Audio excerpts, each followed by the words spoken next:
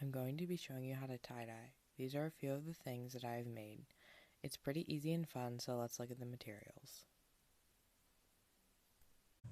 This is a tie-dye kit. They normally come from pretty much any craft store or Amazon. You can get them with gloves, rubber bands, and the dye.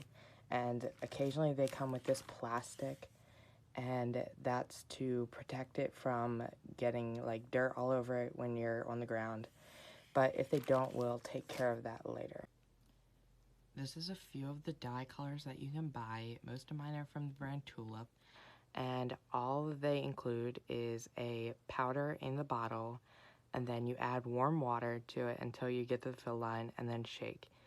I've had these dyes for a while now. I bought them in a big kit, and every time I use them, they turn out great. You just need to make sure that you are shaking them very well before you use them. The other materials that you're going to need to tie-dye are your material and a squirt bottle with water or a sink that you can dunk the fabric in. Here are some materials that you can use instead of other materials that would come in a kit. If you get the package dye, you can get these instead. A scissors and a string can replace the rubber bands, and a grocery bag can replace the plastic. There are many techniques to folding your material, and it depends on what you're doing, like if it's a shirt or a blanket, or I'm doing socks today, and so I'm going to show you how I folded them. I start off by taking the edge and folding it up, flipping it over, folding it back up, and you're going to do this accordion style fold all the way up until you finish. Once this is done, take your rubber bands and section off the pieces that you want to be different colors. I'm doing 3 colors today, so another one's going to go here. When you're sectioning off the pieces, you want the rubber bands to be as tight as they can go, because this will create sharper lines of white.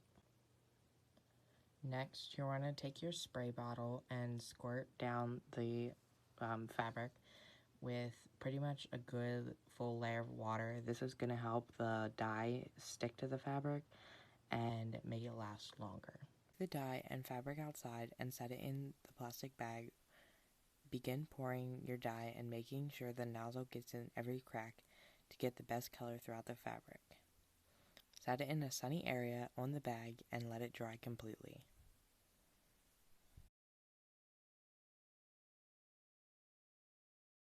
When it is dry, take off the rubber bands. If the fabric is too wet, you can wash it, but it is going to take away from the dye's lifespan on the fabric. If it is dry and not full of dye, place them in the dryer for 1 cycle.